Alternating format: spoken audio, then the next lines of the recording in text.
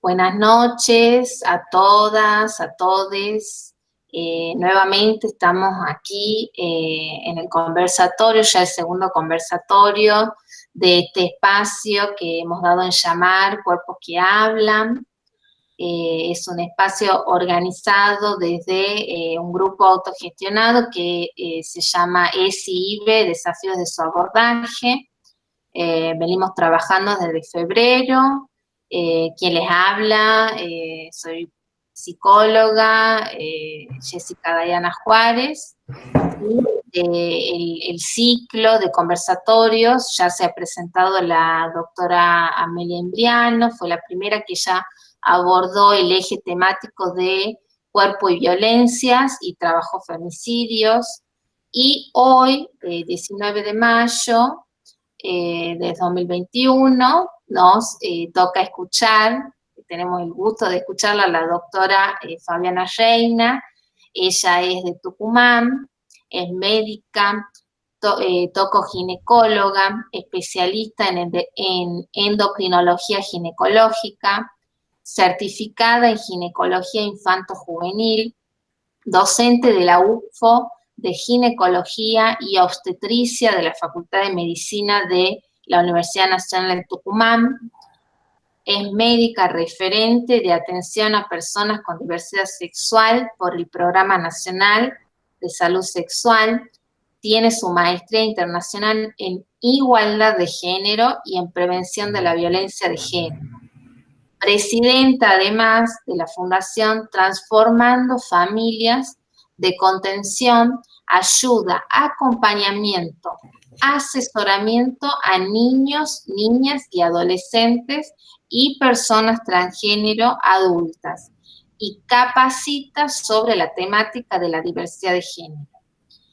Antes de darle la palabra, agradecerle nuevamente a la doctora Fabiana Reina por aceptar la invitación, por sumarse al espacio, y la escuchamos. Ella va a trabajar cuerpo y género, diversidades. La escuchamos. Tienes la palabra ahí. Bueno, gracias, Jessica. Un poco como todo esto que nos pasa, ¿no? Cuando recibí tu mensaje, dije, wow, qué desafío. Y claro, porque una médica meterse en la ESI, ¿qué hace una médica metida en la ESI? Bueno, como a mí me encantan los desafíos, por eso estoy en esto. Entonces dije, listo, bueno, vamos a tratar de llevar adelante otro desafío más. Yo les quiero contar que voy a hacer una cosa medio desdoblada. Voy a hacer primero una presentación que va con un Power, y luego a partir de esto que yo les voy a mostrar en la presentación, voy a leer un escrito. El escrito en realidad sale después de todo ese proceso que tuve que hacer por esto de ser médica metida en la ESI, digamos, y por trabajar con la diversidad, porque nada de esto tendría sentido si no estuviera metida en el tema. Entonces, ahora yo lo que voy a hacer ahora es compartirle la pantalla para que empecemos con la presentación, y después voy a hacer el escrito, y luego, si estás de acuerdo, Jessy, dejamos el espacio para las preguntas, si las quieren ir haciendo o las guardan y las hacemos todas al final, como vos decidas. Vamos a ver si puedo.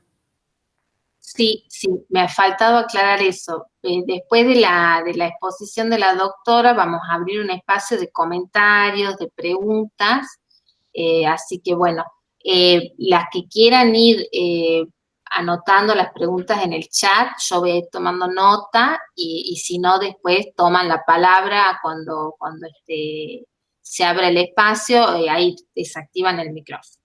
Bueno, ahí está. Vos decime si lo ves, Jessy. ¿Ves la pantalla ahí? ¿Ves la presentación? Perfecto, yo veo el resto. Bueno, digamos que cuando tomé la frase esta de cuerpos que hablan, que vos me dijiste, bueno, a ver, ¿con qué parte de todo lo que yo quiero mostrar estás enganchada? Y yo te dije, con cuerpos que hablan. Entonces, cuando termine de analizar todo esto, digo realidades emergentes, es decir, esto que yo voy a tomar es una realidad que existe desde el principio de la humanidad. Lo que pasa es que están emergiendo como tema social y permiten ver específicamente esto de los cuerpos que hablan. Cuando analicé la ESI, tuve que leer la ley, como desde que estoy en este tema tengo que entrar mucho en lo que es lo jurídico y lo legal, y dice específicamente la ley que todos los educandos tienen derecho a recibir educación sexual integral en los establecimientos educativos públicos de gestión estatal, privada, en las jurisdicciones nacional, provincial. Es decir, todo el mundo que sea educando tiene que recibir una educación sexual integral. Y para eso se crea el programa de educación sexual integral. Ahora, esto de tiene que recibirlo a partir de quién. Entonces, si yo lo recibo a partir de un docente, ese docente tiene que estar absolutamente capacitado para poder educar en una salud sexual integral. Bien. No hay posibilidades de que ningún docente pueda educar o pueda hacer educación sexual integral si no entiende el concepto de todos, perdón que le haya puesto todo lo que dice el artículo 2 de la ley en la diapositiva, no es la idea leerlo, pero he subrayado las disposiciones específicas. Digo, es una ley que a su vez está basada en disposiciones específicas desde el punto de vista legal y jurídico, de las cuales no nos podemos salir o no las podemos obviar. Entonces, hoy es un poquitito ir al último rengloncito, penúltimo rengloncito que está sobremarcado con negrita, la ley de salud, la ley de identidad de género, en donde esa palabra que dice integral necesariamente lleva a la obligación de ese docente que tiene que encargarse de educar en educación sexual integral, respetar y tener como un muy buen manejo de ese marco normativo. Dentro del programa de la ESI, ese marco normativo está todo exacta y detallado para ser revisado y analizado y consensuado y explicado y masticado. Porque al no tener el concepto del marco normativo, es imposible que nosotros podamos hacer una atención, una educación sexual integral. Esta ley, con este proyecto de educación sexual integral, tiene 5 ejes. Esto, por supuesto, ustedes seguramente lo van a saber, pero cuando yo tenía que armar esto, digo, ¿cómo lo hago? ¿A partir de qué? Entonces dije, a partir de esto. Los 5 ejes principales son el cuidado del cuerpo y la salud, la valoración de la afectividad, el reconocimiento de la perspectiva de género, el respeto por la diversidad y el ejercicio de nuestros derechos. Voy a ir desarrollando cada uno de estos ítems y voy a ir mostrando desde el ángulo de la diversidad si es realmente la ESI integral o no. Lo primero que hace, por supuesto, es definir sexualidad. Creo que si nosotros ponemos definición de sexualidad, vamos a Google, que es el buscador que utiliza todo el mundo, podemos llegar a tener algo así como más de 50 definiciones de sexualidad. Y eso tiene una explicación, porque es un término tan complejo y que se lo ha tratado de simplificar tanto que ha perdido la esencia. Entonces, cuando hablamos de sexualidad de las personas, hablamos de todo lo que esa persona es para serlo. Por ejemplo, hablamos de su ámbito psicológico, de su ámbito afectivo, de su ámbito social, de su ámbito biológico, de lo ético, de lo cultural. La sexualidad de una persona que ha tenido una historia social específica no es la misma que de otra que ha tenido otra historia singular y social.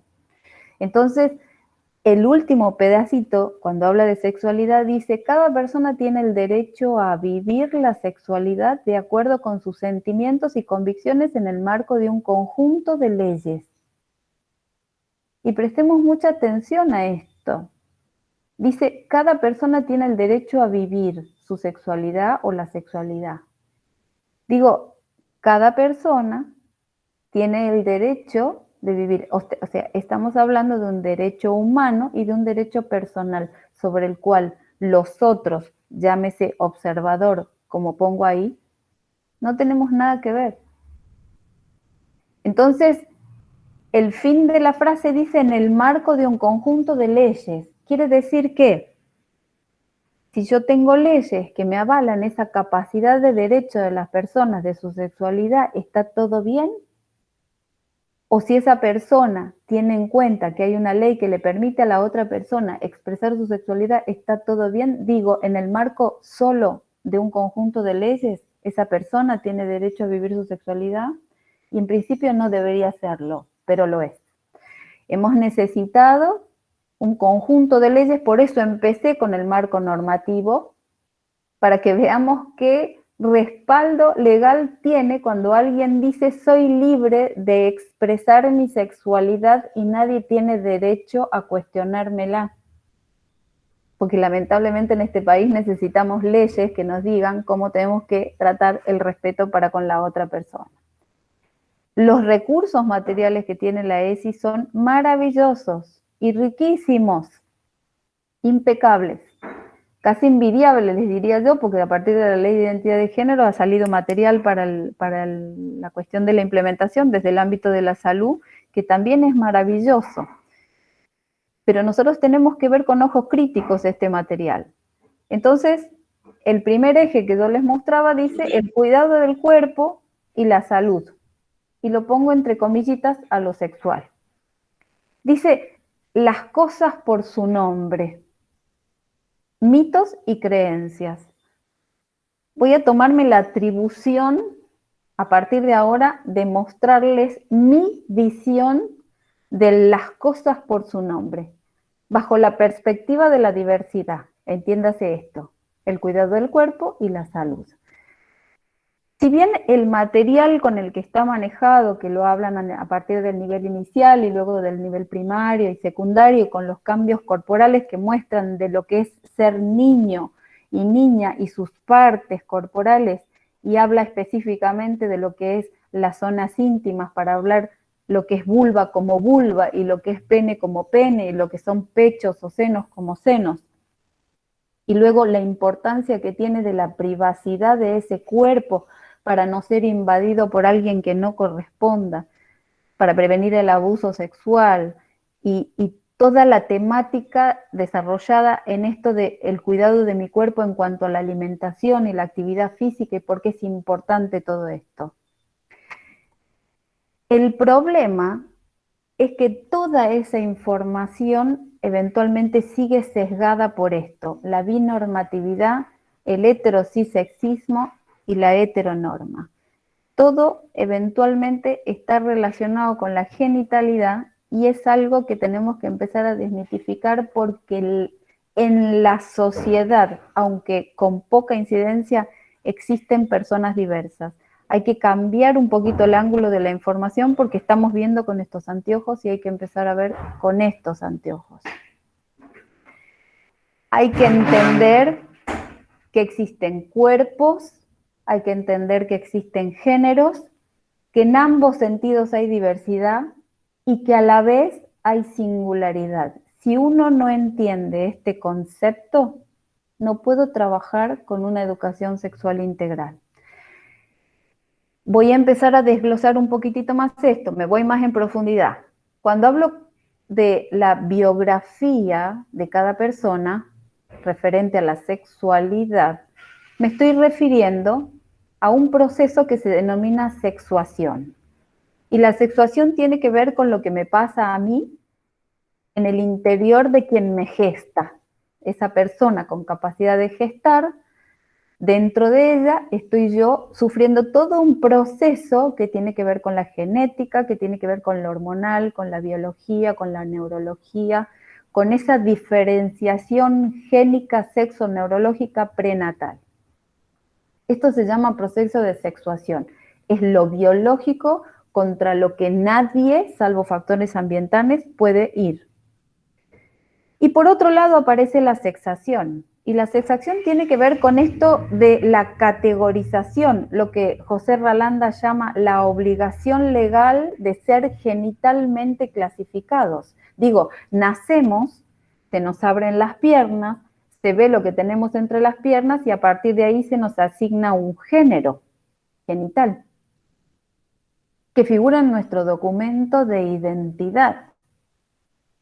Entonces, esta obligación de ser genitalmente clasificados, luego aparece esta autocategorización sexual temprana que tiene que ver con la autosexación y que se produce en torno a la adquisición del lenguaje, cuando la persona puede hablar no solo por el lenguaje oral, sino por el lenguaje corporal, el lenguaje escrito, el lenguaje de señas, el lenguaje del dibujo, todo lo que la corporalidad le permite hablar y decir qué pasa con su autosexuación. Y por otro lado, y para que vean lo complejo de la biografía de la sexualidad de las personas, la dinámica compleja de condicionantes, categorizantes internos y externos. Es ese juego entre lo que yo soy, lo que me siento ser, lo que quiero expresar y lo que la sociedad me marca hacia mí en relación a él.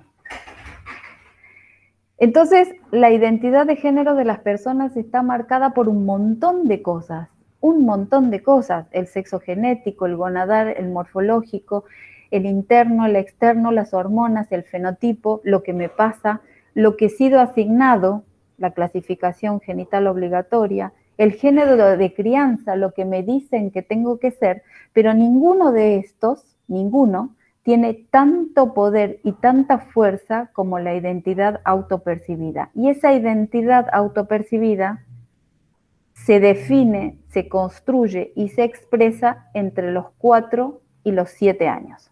Por eso es tan importante entender que los docentes y las docentes y les docentes de los cursos iniciales y los cursos de primaria, tienen que tener estos conceptos tan claros porque cualquiera de estas cosas pueden pasar.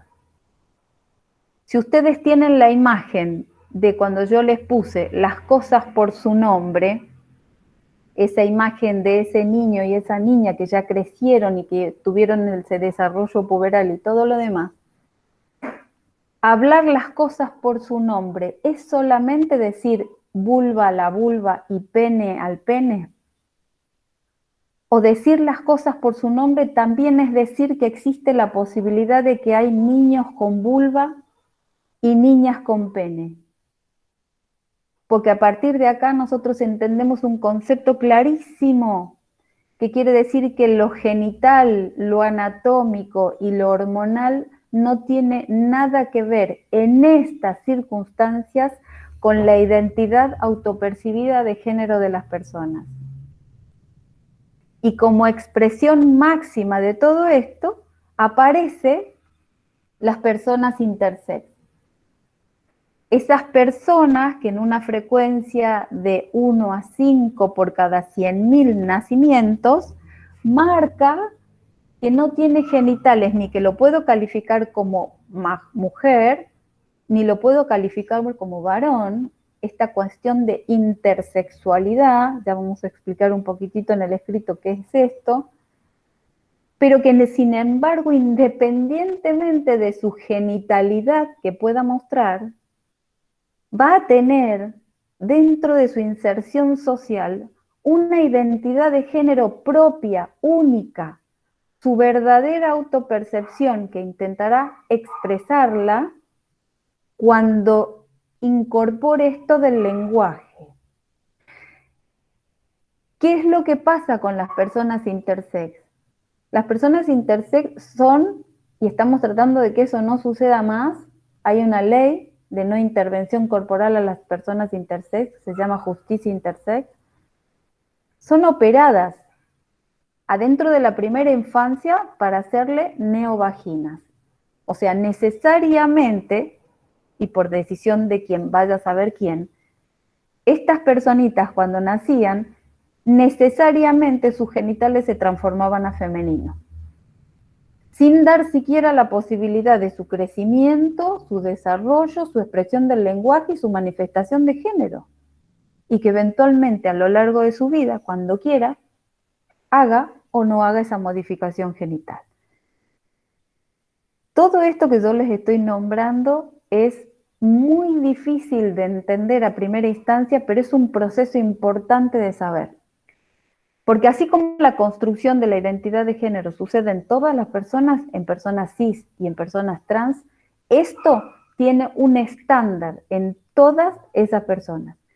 Se va construyendo, como dijimos, en la primera infancia. Que se exprese en algún momento de la vida, eso es otra cosa. Pero que se construya y se instale en esta etapa, eso es muy importante. Entre los 1 y 2 años, la persona reconoce el binario. Se puede autoclasificar siempre en el sentido de la comparación y la pertenencia. Yo me autoclasifico o me digo, soy niña como mi tía Florencia, soy niña como mi tía Valeria, o soy niña como mi señorita, o soy niña como mi amiga. Esto absolutamente independiente de lo que es la genitalidad, no importa lo que tenga entre las piernas, si se considera niña, va a expresarse como niña, y si se considera varón, se va a expresar como varón. Esto se refuerza entre los 3 años con la canalización de lo que nosotros consideramos ahora como estereotipos. Digo, soy un niño, no tengo que llorar, cuando sea grande me voy a casar con una niña, seré padre. Y esto lo plantean casi como de una manera incuestionable. Y por último, y no menos importante, entre los 5 y los 7 años, muestran una sensibilidad muy, muy importante a lo que se llama sugestión contraria. ¿Qué significa sugestión contraria? Siempre lo explico con un ejemplo. Si yo tengo un niño cisgénero, quiere decir desde que nació se identifica como varón, nació con genitales masculinos y se identifica como varón, hace las cosas de varón y eventualmente su vida se desarrolla dentro de la perspectiva de las masculinidades. Entonces, cuando yo tomo ese niño o tomo una niña cisgénero que está dentro de las femineidades, nació con genitales femeninos y se desarrolla dentro de la sociedad con esto de las femineidades, voy a intentar hacer lo que se llama sugestión contraria, que es cambiarle la expresión a lo social en contra de lo que se autoperciben. Voy a ese niño ponerle un peluquín largo, una vinchita rosa con pompones, un vestido de niña, unos zapatitos de niña, carteritas, y voy a introducirlo en la sociedad bajo esa expresión, que es una sugestión contraria. Y voy a hacer lo mismo con la niña. Le voy a cortar el pelo, la voy a vestir de varón, que no use pinturitas, que no use nada de rosa, que juegue al fútbol, que haga cosas que tengan que ver exclusivamente con las masculinidades. Es muy probable que esas dos personas que tienen su identidad de género absolutamente establecidas no quieran hacer eso, se resistan a hacerlo y que eventualmente si uno los obliga se sientan mal o tengan alguna consecuencia de su perspectiva de salud mental. Imagínense esta situación en una persona transgénero, que el entorno en donde está solo por su genitalidad deduce que su identidad de género es tal o cual y permanentemente son sometidas a su gestión contraria. Hablamos de la libertad. A este niño, si ustedes lo ven, está con una carita muy triste. Y ahí, a pesar de tener un vinchín rosa con un pompón y un vestido rosa, aparentemente sigue con su remerita azul, pero no está muy contento que digamos. Y acá ya no tiene la remera, tiene un vestidito de princesa, pero tiene un casco de car y no está muy contento que digamos. Pero sin embargo, cuando le dejaron ponerse vestido rosa con corazones y la dejaron vestirse de Tinkerbell para su fiestita y está con su hermano gemelo, ella vestida de mujer, y cuando pudo ponerse el vestido de princesa para la fiesta de los 5 años del jardín, dice Avery Jackson, lo mejor de ser una niña es que ya no tengo que fingir ser un niño. Entonces, los primeros indicios de las infancias transgénero aparecen alrededor de los 3 y los 10 años. Y esto tiene una situación con la que no hay que confundirnos y que seguramente por ser docentes pueden estar todos los días expuestas a esto, que son los patrones de comportamientos no normativos. ¿Qué quiere decir esto? Que una persona que tiene su identidad de género cisgénero, un niño como el de la izquierda, un niño como el de la derecha, un niño como el del medio, hace un patrón que por nuestro preconcepto social y de estereotipo decimos no podría ser. O algo pasa con este niño que para bailar su flamenco, en vez de tener su pantalón ajustadito negro como uno esperaría, le gusta bailar con una falda, con un montón de vuelos, igual que las chicas. Esto es un patrón no normativo, pero no por eso este niño está mostrando una identidad de género transgénero. Si yo le pregunto, él me dice, soy un niño. Los de la derecha o los de la izquierda que están jugando con los muñecos no es porque están mostrando un patrón de infancia de mujer trans o de niña trans. Solamente quizás están ejerciendo su rol de paternidad a futuro o su rol de juego para con este niño que lo quiere cuidar porque quiere ser médico quizás cuando sea grande. Entonces los patrones no normativos tienen que ser analizados en el contexto de que pueden estar, pero que no necesariamente van a marcar infancias trans. Por eso el concepto es libertad de expresión y acompañamiento, porque es lo que a nosotros nos va a poder diferenciar si es una cosa o es la otra. Cuando no podemos diferenciar, cuando no entendemos nada, cuando no acompañamos, cuando tampoco queremos aprender y cuando nos cegamos a que esto no puede existir, estas son las consecuencias. Estas son mujeres trans que en algún momento fueron niñas trans no comprendidas, no entendidas, no acompañadas y que como único recurso durante décadas de la historia de la humanidad terminaron abocadas a la prostitución como única forma de sobrevivir, con todo lo que eso significa.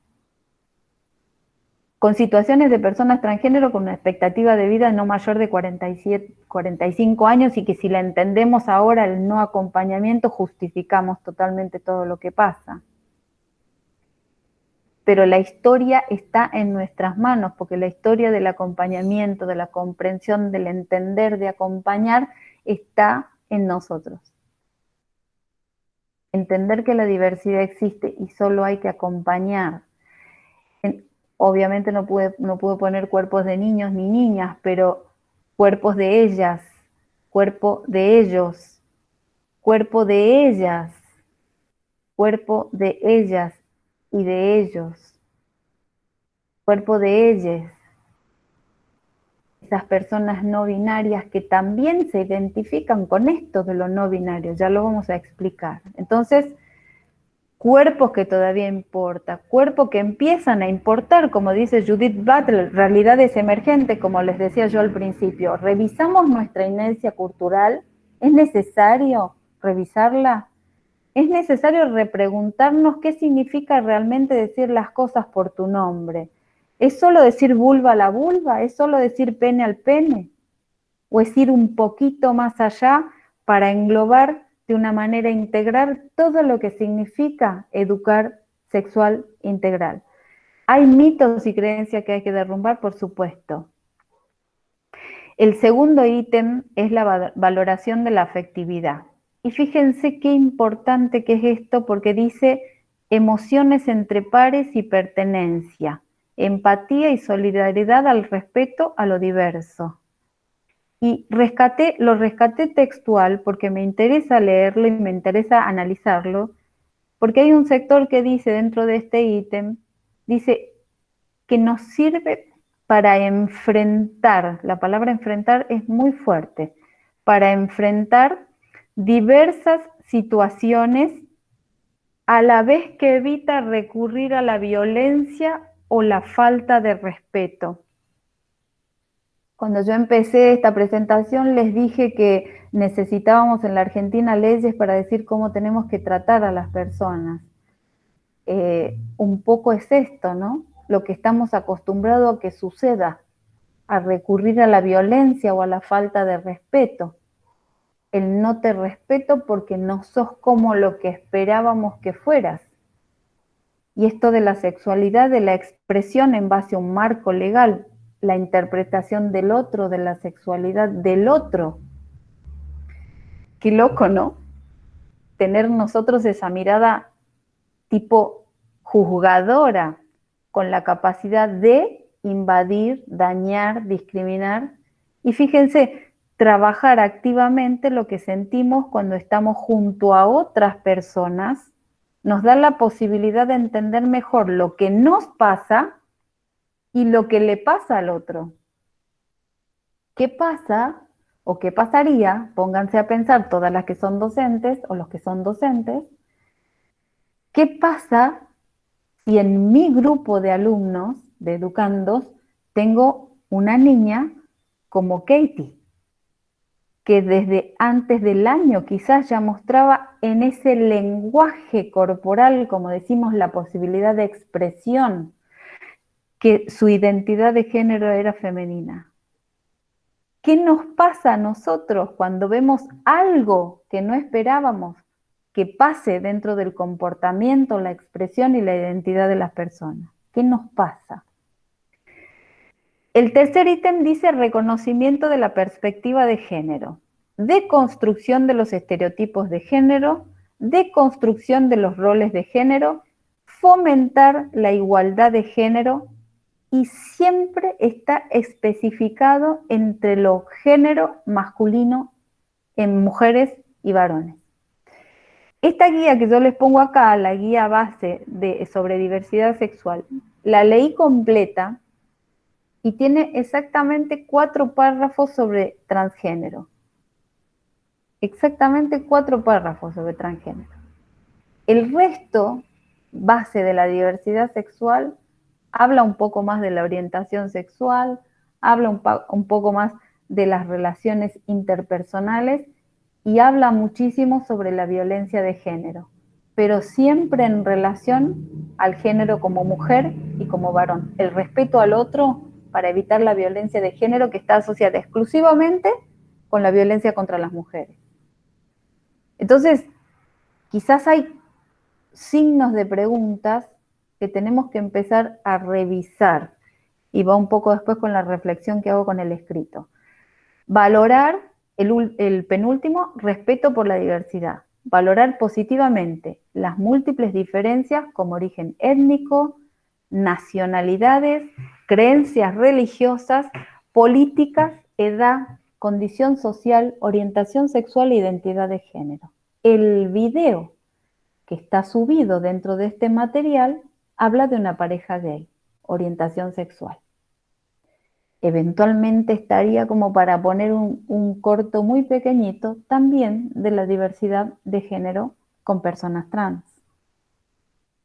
Y por último, el ejercicio de nuestros derechos, que sobre la base de un código civil modificado en el 2015, cosa que un docente y un médico, porque estoy en el ámbito de la salud, no podemos no saber, la ley del matrimonio igualitario, la ley de identidad de género, la ley de salud sexual, la ley de educación sexual, la ley de reproducción asistida. Hay un cuadrito que si ustedes los buscan en internet lo van a encontrar y se llama Derechos Personalísimos de Niñas, Niños y Adolescentes en lo que se refiere a su salud integral, su salud sexual y reproductiva. No podemos manejarnos en educación sexual integral sin tener un conocimiento absolutamente profundo de lo que significan los derechos personalísimos de niños, niñas y adolescentes. Y como todo esto me ha hecho pensar muchísimo, voy a dejar de compartir pantalla y voy a entrar en mi escrito. ¿Sobreviven? ¿Están por ahí? ¿Sí? Bien. Sí, estamos yo tomando nota. ¿O me vas a tomar examen después? ¿Qué es esto? Bueno, Contra, como meterme en esto de la ESI me ha hecho dar vuelta a la cabeza, a mí desde el otro lado ahora, dije, esto pues quizás no puedo decir todo con la presentación, entonces digo, voy por un escrito. Y el escrito se llama igual, Cuerpos que hablan, realidades que emergen. Y me hice 3 preguntas. Digo, ¿la ESI incluye la diversidad sexual en su discurso y en sus contenidos? La verdadera diversidad sexual. La otra pregunta fue, las personas transgénero que con una incidencia de 1 a 2 por cada 1000 y las personas intersex con una incidencia de 1 a 5 por cada 100.000, como cuerpos diversos con derecho a hablar y a hacerse visibles, no deben incluirse y entenderse y enseñarse dentro de la ESI. Y la tercera es, las personas transgénero y las personas intersex entran dentro del respeto a la diversidad que nombra la ESI. Entonces, a partir de acá, una forma de contribuir a frenar la actual lectura patriarcal, binaria, jerárquica, cisexista y heteronormativa con la que son leídos los cuerpos, es cuestionar la idea de que nacemos varones y nacemos mujeres. Y que por otro lado, entender que las funciones reproductivas no predicen conductas sociales como la identidad de género, la orientación sexual y la expresión de género. Cada persona debería poder elegir cómo se identifica, cómo quiere expresarse y quién o quiénes son su objeto de deseo. Todo esto sin ser etiquetadas bajo categorías normativas como lo son las del género dentro de la sexualidad. Entonces, cuando por uno o más motivos alguien se expresa a través de prácticas, comportamientos no normativos, se los patologiza, se los margina, se los estigmatiza solo por la naturalización de lo cis heteronormativo. Nos cuesta mucho dimensionar aún otras formas de habitar los cuerpos materializados y singulares. Fíjense este concepto tan importante que le robé un poco a Judith Butler escuchándola, que dice que la conceptualización de un cuerpo materializado, digo, la expresión, contarlo como real, visibilizarlo, identificarlo, valorarlo, materializarlo, y a la vez entender que es singular, es la clave, creo, el eje vertebral, la columna vertebral de los ejes que yo hablé de la ESI. Entender las narrativas, las expresiones que posibiliten otras formas todavía impensadas de expresar nuestra existencia. Este nuevo modelo amplía el concepto de identidad y deslinda a la sexualidad de la cuestión puramente anatómica, enmarcada a su vez en un sistema mayor. Digo, la dimensión de género como teoría y no como definición. Y esto también se lo robé a Judith Butler. El concepto de la sexualidad como teoría o la identidad como teoría es como que te amplía el panorama porque una teoría necesariamente la tienes que ir refutando a medida que va pasando el tiempo y las personas mismas con sus identidades diversas te está planteando que vos tienes que replantearte a su vez lo que a vos te enseñaron como definición.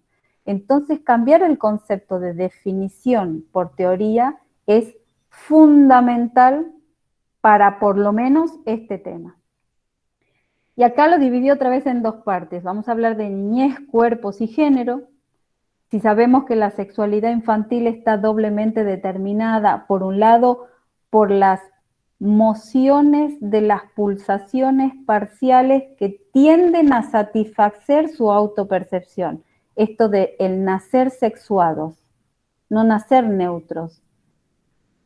Y a su vez, o por otro lado, y simultáneamente, por una cultura que le impone al sujeto aquello que mencionamos como sexación. Te sexamos desde afuera.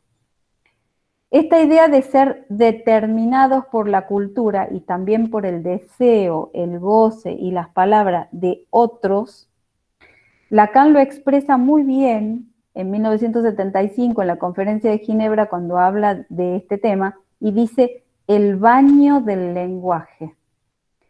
Lacan habla de la lengua, del laleo, como un baño del lenguaje que impregna a un ser humano aún antes de haber nacido. Un niño deseado o no es pensado y nombrado desde afuera antes de haber llegado al mundo. El nacimiento lo empapa con un mundo de palabras, baño de palabras, que todavía no entiende. El ser humano nace entonces, además de obligado a ser clasificado genitalmente, como decía José Ralanda, esto del género genital, inmerso en una cultura que le indica también cómo son y cómo deben ser los hombres y las mujeres, cómo deben comportarse y eventualmente también cómo deben relacionarse entre sí.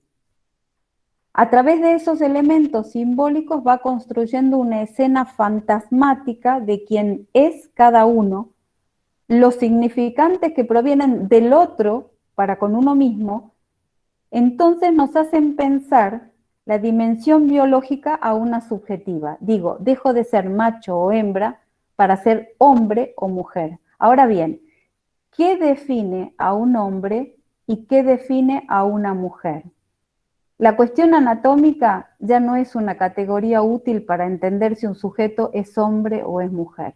En este sentido, solo nos indica si es macho o hembra. Los estereotipos están siendo cuestionados a lo largo del tiempo y por diferentes generaciones. Resumiendo esto, digo, es hombre quien dice o expresa serlo y es mujer quien dice o expresa serlo, independiente de lo que tenga en medio de sus piernas. Aquí detenemos este pensamiento para hablar de los cuerpos que hablan.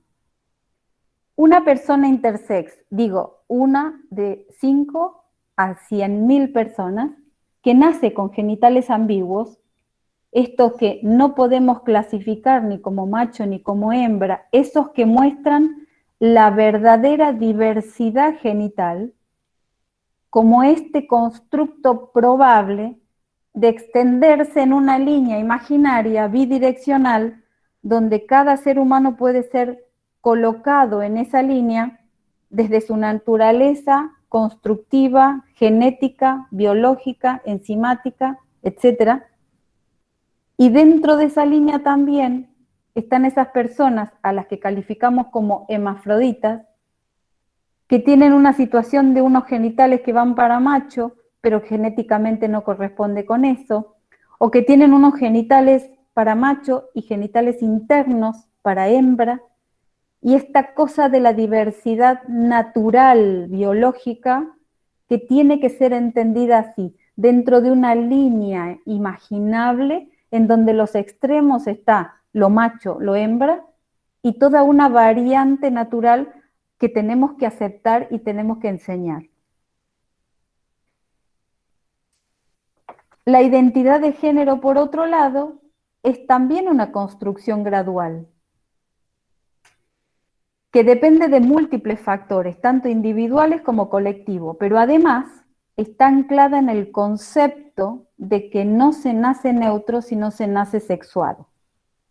Entender que la construcción de género en las personas se hace desde adentro hacia afuera y que cada persona va posicionándose otra vez en el género, en esta línea imaginaria donde los extremos estarían lo femenino y lo masculino, y donde se debería permitir el posicionamiento en forma libre, plena, esperanzada y aún cambiante, género fluido, donde quisiera de acuerdo cada persona por su autopercepción y la posibilidad de ser reconocido como tal. porque cada persona se puede ubicar en esa línea donde quiera. El problema es que necesita ser reconocido para ser pleno, para ser libre. Esta didáctica que acabo de mencionar permite, o al menos intenta, entender el comportamiento de un ser niño cisgénero, de un ser niña cisgénero, a los cuales a nadie se le ocurre cuestionar su identidad. Y a partir de acá, este ejemplo que acabo de dar, con esta línea imaginaria, debería permitir entender a un ser niño transgénero, a un ser niña transgénero, y como forma completa de deconstrucción de esta binormatividad, nos permitiría entender el posicionamiento de ese ser que dice ser no binario. Esto que les acabo de decir lo voy a resumir por ahí en 4 relatos que me encantaron, los rescaté de un libro que se llama Tránsito, que si les interesa lo pueden conseguir. Dice, todas las mañanas era una batalla. Odiaba todas las braguitas que le ponía, odiaba todos sus zapatitos. Recuerdo un sábado, a la mañana teníamos una comida y yo quería que se vistiera algo especial. Le había regalado una faldita preciosa, me pareció el día perfecto para que la estrenara y no quiso ponérsela. Empezó a llorar, a patalear, muy enfadado. Yo, asqueada de las batallas de cada mañana para vestirle, me planté y le dije, si no se ponía la falda, iba a ir en bragas. Y así salió. Salió hasta el portal de la calle, en bragas. Allí, ya rendido, se tuvo que poner la falda. Me duele al día de hoy pensar en lo que hice, porque ahora entiendo su humillación. Obviamente es el relato de una mamá. Le conté a la otra persona que estaba del otro lado del teléfono lo que había vivido en los últimos 5 años. Y le dije que no sabía si mi niño era un niño o una niña. Y la otra persona del lado del teléfono me dijo, ¿tiene 5 años y no sabes si es un niño o una niña? No hizo falta que me dijeran nada más. Se me cayeron las vendas en ese mismo momento y hacía mucho tiempo que yo ya sabía, pero no lo quería ver. Tenía mucho miedo. Otro relato de un papá. Mi hija mayor tiene vulva, mi hija pequeña tiene pene. Cuando muchas veces la gente me pregunta en relación a mi hija pequeña si no es demasiado pequeña, yo les respondo, ¿demasiado pequeña para qué? Entonces me dicen, demasiado pequeña para saber que es una niña. Y entonces yo respondo, ¿por qué a mi hija mayor nunca nadie me dijo que era muy pequeña o demasiado pequeña para saber que era una niña? Y el último dice, cuando con 6 años aún pensábamos que era una niña, un día que andábamos de bronca, porque no se quería poner un vestido, le dije, mira, a partir de ahora solo te voy a comprar pantalones, te voy a cortar el pelo, todo como a un chico. Se le iluminó la cara y me dijo, mamá, ¿eso se puede?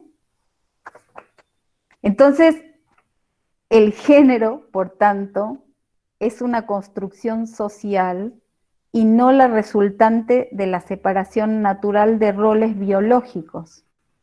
La diferenciación entre los géneros es una configuración delimitada por la estrategia histórica y política de disciplinamiento de los cuerpos en lo social y en lo individual.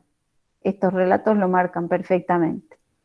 El discurso patriarcal, capitalista, las religiones occidentales y todo un conjunto de representaciones colectivas reproducen el marco ideológico, político y económico que normativiza y legitima la dinámica del ser hombre y el ser mujer como única condición génica y a su vez las relaciones entre los mismos. La incapacidad social de deconstruir este concepto ciega el hablar de los cuerpos diversos. Los cambios que trajo la posmodernidad nos convoca a intentar una larga historia de no reconocimiento y marginación. Entender que se acabó y se transformó lo público y lo privado, que hay nuevas formas de sexualidad y género, que hay nuevas formas de conceptualizar las familias, y a partir de todo esto cobra entonces importancia el concepto de género como nacimiento, genus. Y fue tomada esto por la antropología feminista para realizar un trabajo deconstructivo de la naturalización de las diversas formas de desigualdad. Respecto de los adolescentes, vaya etapa, es un contexto donde nos interesa pensar que la sexuación, ¿recuerdan la sexuación? Lo primero que te pasa cuando estás dentro de tu panza, de la panza, es lo que vos no puedes controlar.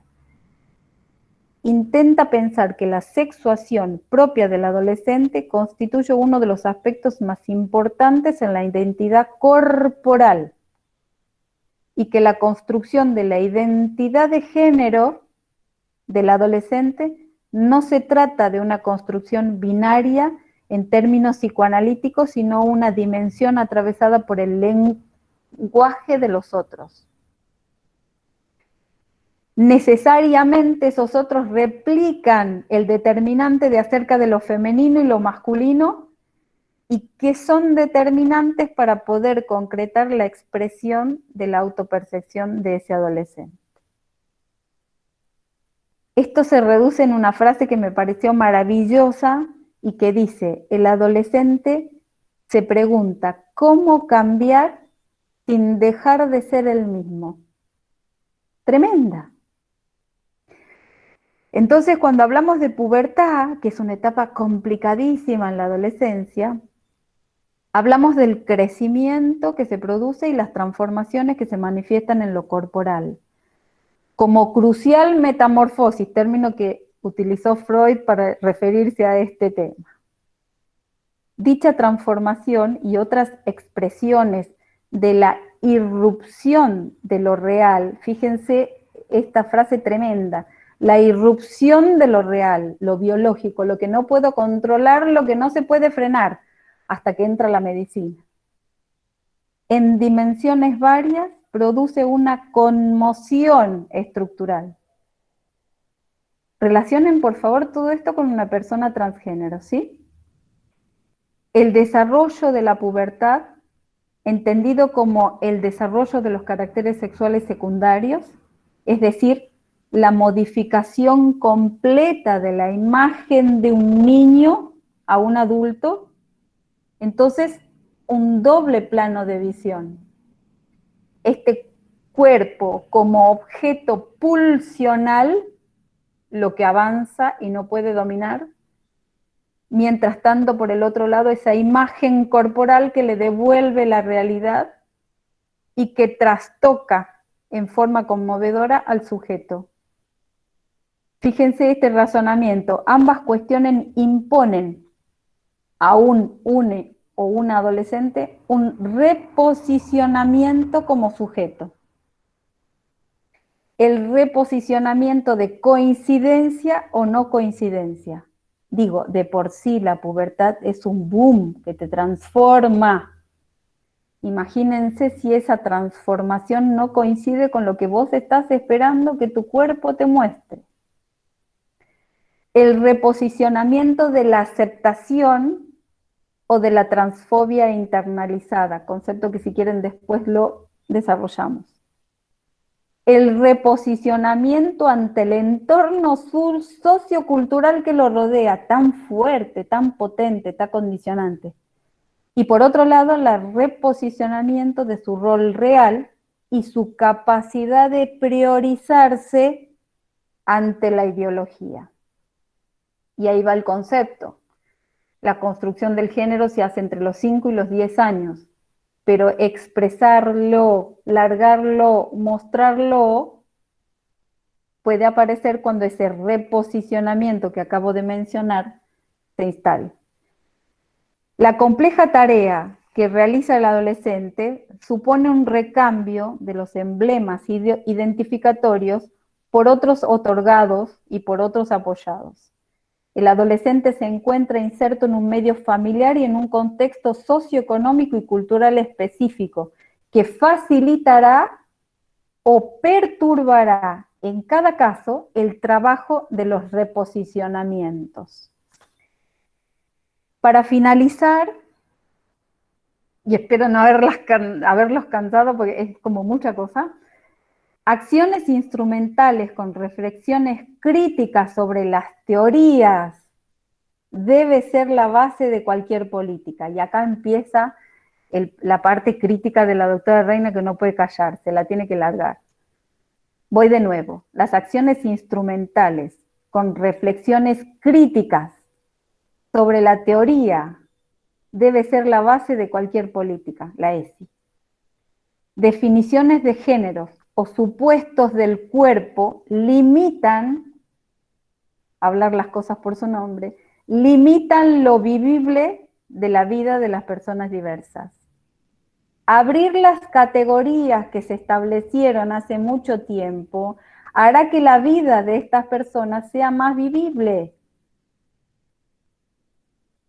Las diferentes formas de activismo hacen ganar el reconocimiento a vivir libres y liberados, aceptar las categorías sin crítica.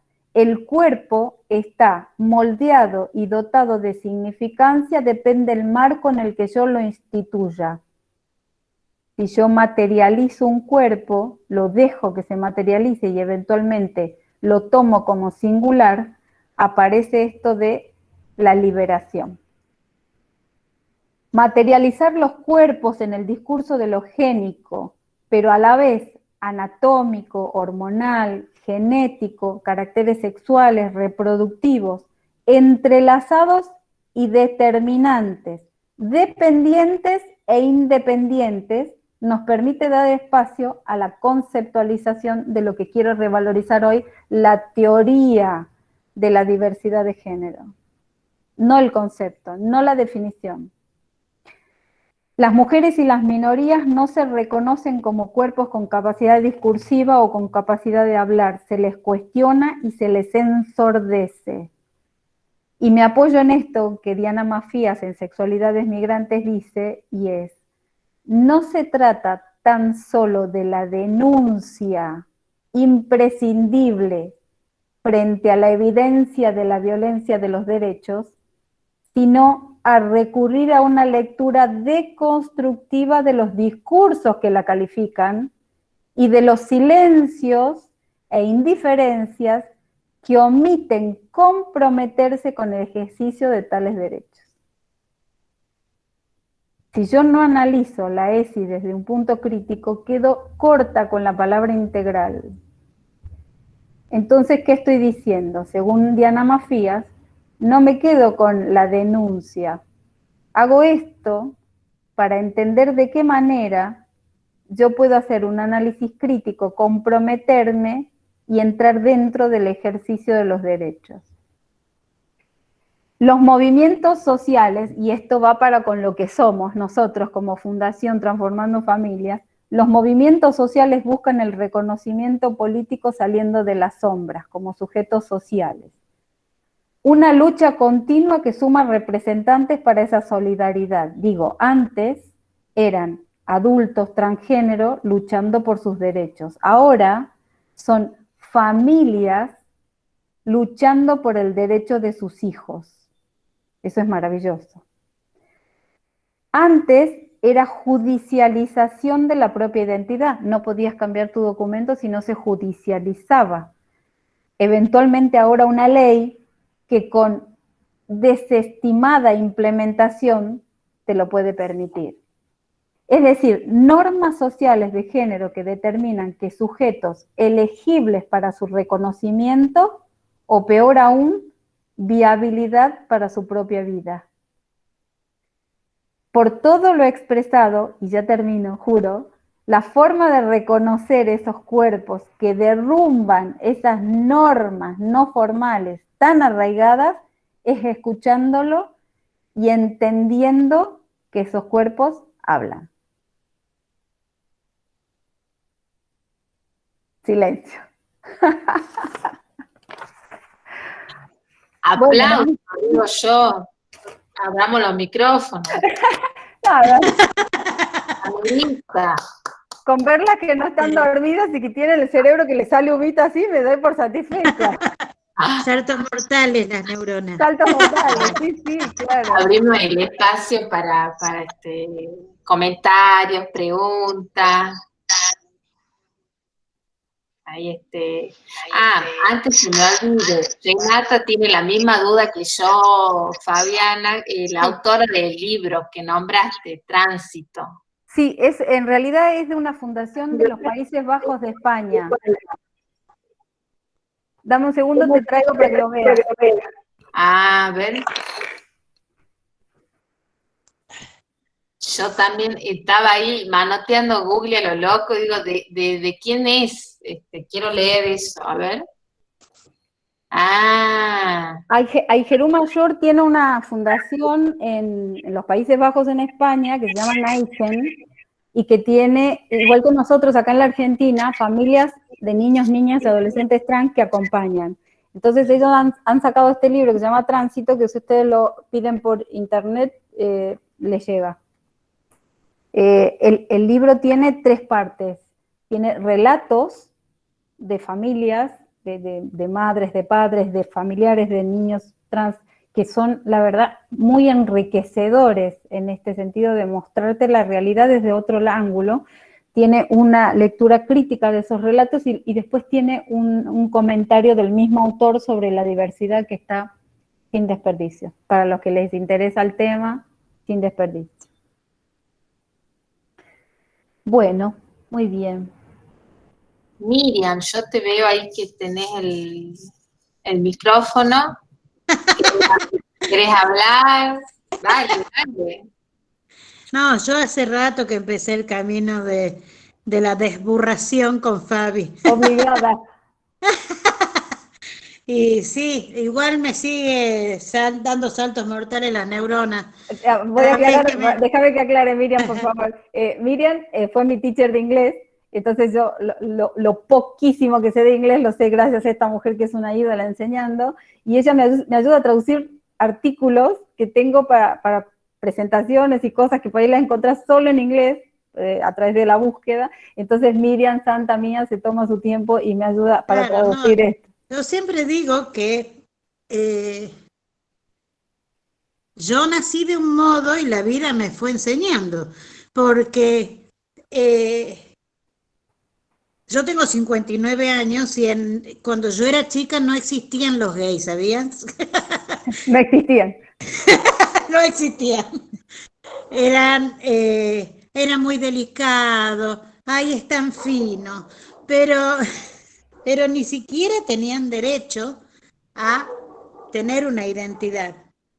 Después la vida me lleva a descubrir que mi papá era bisexual y de golpe, y yo decía, pero esto que no existía estaba en casa, ¿viste? Y bueno, pero por tras de los trabajos de Fabi, después me voy criticando y digo, qué bruta, ¿cómo pude pensar eso? ¿Cómo pude sentir eso?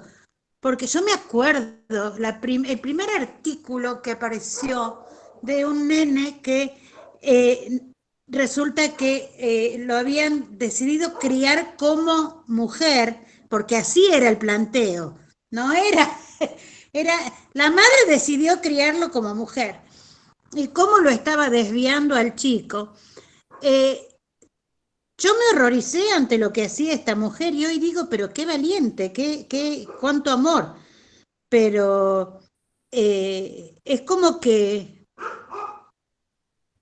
hemos aprendido a ver que la realidad no es lo que creíamos, como con tantas otras cosas, ¿no? Tal cual. Pero igual ese ultimito también me has hecho dar saltos mortales. Es la idea, siempre es la idea.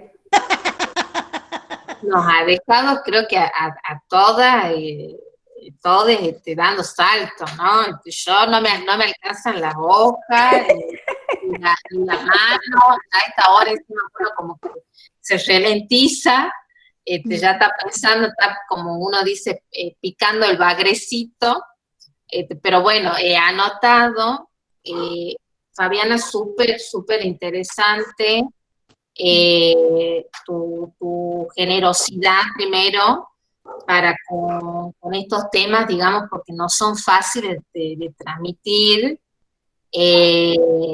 A mí me ha producido como esta gratificación en cómo has enganchado el nombre del espacio, ¿no? Cuerpos que hablan. Yo un poco también interpelando a la Judith Butler, que ella, como yo tomé nota de lo que dijiste, Fabiana, qué importante es que una teoría se rectifique, ¿no? De lo que dijo, bueno, Freud, que por ahí muchas feministas actuales se han enojado con Freud con mucho motivo, porque bueno, ya en la previa hemos anticipado que Freud, bueno, un hijo más del patriarcado, de la época lo atravesaba como todo, Yo creo ¿no? que fue un escalón. Claro, Total, como todo, toda en la historia tiene el cuestionamiento del maestro, siempre. Sí. Si no existiera, no seguiríamos progresando. cortado. Ahí está. Sí, yo escuché justo entrecortado, Fabiana, y me parece como interesante, bueno, lo has traído a Lacan, que Lacan tiene lo suyo. Bueno, Judith Butler fue analizante de Lacan, se peleó duramente, lo interpeló a Lacan y toda la cuestión de esto de lo simbólico, qué es esto que Lacan proponía con la sexuación, que es un lío, pero bueno, a mí lo que me dejó pensando es esto que vos decís, qué importante que entre teorías haya esta rectificación, estos anudamientos con la época, que coincidimos creo que con la doctora Amelia Imbriano, que trabajó femicidio, que no podemos pensar estas problemáticas sin estar convocados por la época, ¿no? Y quería hacer una mención ahí, si me permití, que Judith Butler se rectifica en esto que vos has dicho del género. Ella cuando escribe, yo me acuerdo cuando leí la disputa del género, ella ahí planteaba todavía la creencia de que el sexo es lo biológico. Y después ella dice, ¿no? En Cuerpos que importan, que incluso el sexo sería una construcción teórica de hombres, ¿no? Escrita por hombres. Hombres en el sentido antropológico, ¿no? Hombres, mujeres que han producido el concepto. Entonces me parece muy importante esto que vos has traído, que el género es una construcción, la sexualidad no es algo natural, ¿no? Yo he ido tomando así como lo que he podido, he ido escuchando, tomo notas de lo que me iba calentando la oreja. Y esto que ha pensado, ¿no? De la dimensión biológica, la dimensión subjetiva, que sin ser muy lacaniana, porque estamos en un espacio que es dirigido a docentes y no es un espacio psicoanalítico ortodoxo, pero yo no quería dejar pasar algo que he aprendido, porque cuando hablamos de sexuación, me parece que está muy, muy interesante esto que lo ha traído, lo ha trabajado Alicia Hartman, que es una maestra, una referente para nosotros en psicoanálisis. Mira lo que dice ella, yo me acuerdo de lo que ella ha dicho una vez, ¿no? En un seminario que ha dictado acá en Tucumán, que dice ella, Eh, las mujeres, dice, le hacen límite al saber. Y hablar de sexuación es hablar de discursos. A mí, yo no entendía cuando me hablaban de las teorías de sexuación de Lacan. Yo todavía estoy, estudio psicoanálisis, me sigo formando y todavía me cuesta un montón, ¿no? Y eso que mi formación es psicoanalítica. Pero me pareció muy interesante lo que ha traído Fabiana, que esto de la importancia del lenguaje, el baño del lenguaje, por esos cuerpos que hablan, y hay que escuchar. Ahí mi aporte, mi comentario, porque bueno, si no, no paro más. Mira, respecto de esto, Jessy, hay, lo voy a ejemplificar con algo que nos ha sucedido con el psiquiatra del equipo con el que trabajamos. Y una vez se le sentó delante de él un varón trans que le mencionó una situación real de vivencia en relación a otros chicos trans. Entonces, uno de los otros chicos trans le dijo, pero ¿y por qué vos no te dejás crecer la barba? ¿Por qué no haces fierro? ¿Por qué no tal cosa y tal cosa? Y le mencionó así como 3 o 4 cosas de, digo, hacerte macho o que muestres que sos varón, qué sé yo. Esto le ha generado a esta persona mucho movimiento en su cabeza. Es decir, él es un varón trans. No necesita demostrar nada. Él se siente varón trans. Entonces, cuando se va al psiquiatra, le dice, entonces, ¿qué es varón? ¿Qué es ser varón? Le preguntó al psiquiatra. O sea, si lo ha movilizado a él el comentario de los otros varones trans, más lo ha movilizado al psiquiatra cuando le ha dicho qué es ser varón. Y digamos, la única herramienta que encontré para poder explicarlo, y que lo expliqué desde lo genital, lo expliqué de lo biológico y lo expliqué desde el género también, es esto, es la teoría de un género. Digo, en teoría, ser varón sería tal cosa. Pero vos tienes la posibilidad dentro de esa teoría de ponerte en esa línea imaginaria donde a vos te gusta y te haga feliz. Sí. Y no dejamos de estar dentro de la teoría. Mira, yo soy, desde muy pequeña, me ha gustado muchísimo la investigación. Entonces tengo muy arraigado en mí esta historia de la hipótesis, la teoría, la investigación, la epidemiología, etcétera, etcétera. Entonces, el concepto sería, ¿hay un concepto fijo para decir es un varón o es una mujer? ¿Hay un concepto fijo para decir esto entra dentro de las masculinidades o no? Y la respuesta es no. Y entender eso es la clave para poder dar salud sexual, educación sexual integral. Y para poder hacer esto, tienes que deconstruir los cerebros de las personas que estarán encargadas de esta educación sexual integral. El trabajo es doble. Sí. El trabajo definitivamente es doble. Y ojo, esa deconstrucción no la pueden hacer en un curso de capacitación que dure 3 meses. No. Porque un papel que diga que has hecho una capacitación para educación sexual integral, lo traslado para lo que pasa en salud, chicos, chicas.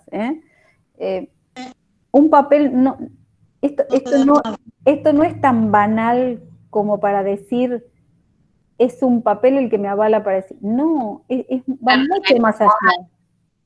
Perdón, pero ahí cuando vos hablaste de la capacitación, claro, no basta con la capacitación, con lo que por ahí yo les digo a mis estudiantes del terciario que están cursando la materia de ESI, que seguramente van a ver la grabación. No basta con esto, porque por ahí ellos creen que esto, ¿no? Que ESI enseña pene, vagina, y todas estas cuestiones de lo biológico, y encima cómo lo enganchan, porque encima como es transversal, dicen, ¿y cómo enganchamos esto con lengua, con historia? Bueno, hay muchísimos. Sí. Ya te cuento, vos sabés que Yo por ahí lo que vengo proponiendo y pensando, y esto es un aporte que me parece que hay que trabajarlo, me pongo la camiseta, digamos, y es el sueño del proyecto este, que es la prevención posible, le llamo yo, que no tiene nada que ver con esto de enseñar o dar una clase de ESI, sino justamente esto que vos estás planteando, escuchar estas corporalidades. sí, Y es un desafío. sí, vos sabés que respecto a eso de la articulación, la transversalidad, nosotros también en la carrera de médicos, si nosotros queremos poner esta historia de identidad de género o de diversidad y lo queremos hacer transversal, es un laburito bien importante. Y vos sabés que cuando dijiste esto de la historia y todo lo demás, digo yo, ¿cómo articulo diversidad con historia? Si ustedes supieran lo rica que es la historia de la diversidad a lo largo de los tiempos. Había un faraón que era varón trans. No se hizo varón para poder tener el cargo, no, fue varón trans. Y hubo la papisa que le llaman un papa, Sí. que era varón trans y que parió en una procesión y recién se dieron cuenta que tenía genitales femeninos y que tenía capacidad de gestar. Es decir, es tan interesante la historia de la diversidad que se podría articular al menos con una cosa, digamos. Vos sabés que por detrás de la historia de la papisa esa es que cuando se nombra un papa, hay un personaje que se encarga de palpar. No, mi amor, Realmente. ¿sabés de dónde viene esto? Ahora te cuento. Ajá. Después de esta situación de la papisa, crearon una silla tipo colérica. ¿Viste la silla colérica que le hacen un agujero para que la persona, si se Sí. tenía que cagar? Entonces hicieron una silla así con un hueco y la persona que era encargada de juzgar los genitales se metía debajo de esa silla para Sí. verle los genitales, a ver si le caían las bolitas, si era varón o no. De ahí sale eso. Que no es palpable, es verle. Claro. No, es fantástica, yo quedo fascinada. Si a mí me gustaba esta historia de la diversidad cuando estudié diversidad para capacitar historia de la diversidad, fascinada. Yo voy a meter la cuchara. No sé si alguien quiere preguntar algo. Eso iba a decir, yo iba a meter la cuchara acá para que quien quiera hacer pregunta, ahí yo veo que están levantando la mano. Raquel, dale. ¿Se acuerdan? Bueno, buenas noches a todos. Un placer, un gusto. ¿Se acuerdan del primer hombre? Primer hombre fue lo que yo leí, que quedó embarazada y que era un filipino. Sí. Sí. Allá en los años 80, ¿se acuerdan? Que fue también toda una historia así bastante rara para muchísimos, que era el primer hombre, un hombre que esté embarazado, que esté por ser mamá o papá, no sabían, ¿se acuerdan? Bueno, ese era mi primer aprendizaje también y la primera curiosidad, perdón, decía dentro de mí que yo era adolescente en aquel tiempo.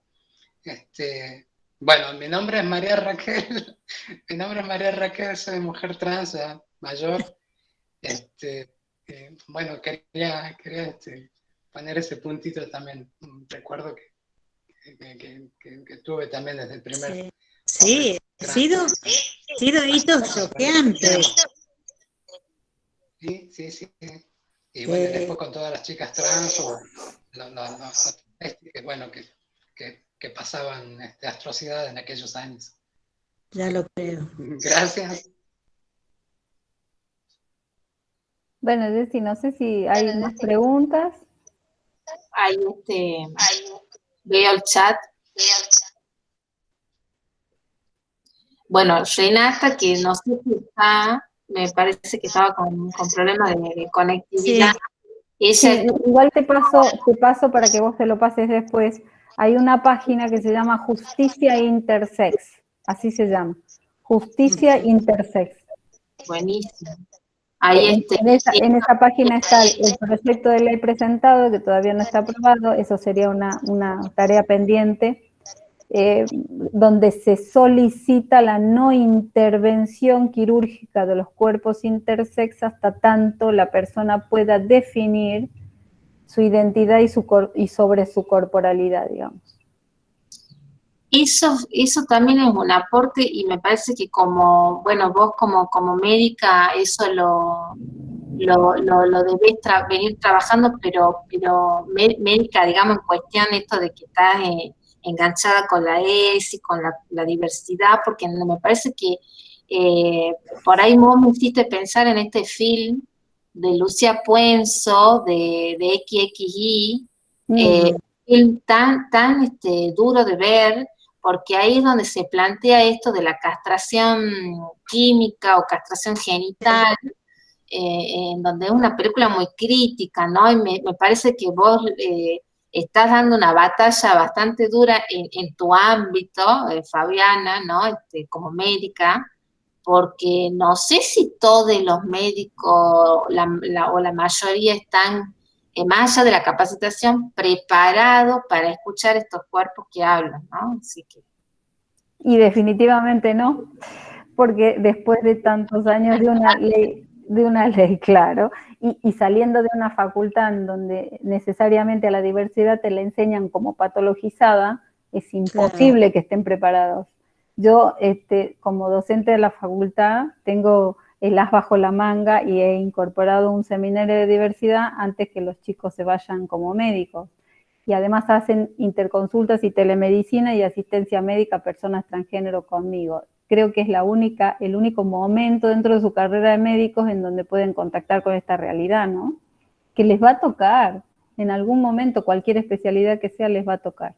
La importancia de, así como te decía recién, los docentes de inicial y de primaria, los pediatras que no estén formados o capacitados en diversidad, que no sepan qué sucede o que eventualmente asesoren para todo lo contrario a una mamá o a un papá. Entonces la articulación en capacitación en diversidad tiene que estar. No importa la frecuencia. Claro, bueno, incluso la ley Micaela, con la disposición esta, ¿no? De capacitar a todos los tres poderes, ¿no? Sí. Yo no sé si está dentro de esta ley, por ahí Renata es la que más entiende de esto porque es la que entiende de leyes y esos aportes los hace Renata, pero me parece que la ley Micaela, como recién surge en 2018, por el femicidio de Micaela García, me parece que es fundamental que la incluyamos también en estos espacios, ¿no? De educación, está muy bueno lo que vos estás trayendo, así que bueno, si alguien más quiere hacer algún comentario. ¿Sabes que me acordaba que cuando yo estaba en el profesorado, teníamos una materia que se llamaba ética? Y en ética, la profesora de ética nos presentó un texto en el cual hablaba de lo patológico de la homosexualidad, no hablemos ya de la transexualidad, de la homosexualidad. Y ella explicaba que la base del cerebro de la mujer tiene otra forma a la base del cerebro del hombre, y que entonces que es imposible que externamente puedan querer cambiar esto que era tan íntimo, tan a la fibra, ¿no? Y te enseñaban que era una aberración. Y no te estoy hablando del medioevo. Te estoy hablando cuando nos conocimos, Fabi, poquitos años antes. De hecho, muchas experiencias de las familias de la Fundación con niños tienen años de esas infancias perdidas por las consultas a psicólogos que intentan rectificar para lo estereotipado del género según la genitalidad, y cuando vos enganchas todo esto dices, ¿por qué tanto tiempo perdido? ¿Por qué no haber caído antes? ¿O por qué no haber sabido Claro, que antes. yo me imagino que todas las familias deben haber intentado Por supuesto. comprender, encontrar un camino, llegar Pero bueno, a ver escuchan esos qué cuerpos. es lo que hace, exacto. Y de pronto se encuentran con paredes que les dicen que ellos no están bien. Bueno, sobre todo eso hay que trabajar. Y sí, y sí. Bueno, Duro. Bueno, Ceci, hemos llegado a las -4. Vamos, igual quedan muchas cosas picando, ¿no? si Pero bueno, si muchas seguimos gracias, vamos a seguir hasta mañana. te juro. Muchas gracias, Fabiana, No, por al favor. participante. Ha sido un gran aporte y un disfrute escucharte. Realmente, bueno, a mí me has dejado con un montón de cosas Sí. para seguir pensando. Así que, bueno, te vamos a seguir invitando. Esperemos que... Cumplí mi objetivo. Siempre es mi objetivo ese. Así que bueno, muchas gracias por la generosidad y te dejamos descansar. Bueno, gracias a usted por escucharme. Por favor. Gracias a todos. Muchas gracias. Bueno, Buenas noches. adiós.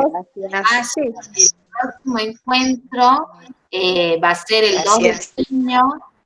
Va a estar Sonia Almada, ella es psicoanalista, también es presidenta de una fundación de Aralma, en donde ella trabaja toda la cuestión de abusos sexuales en la infancia.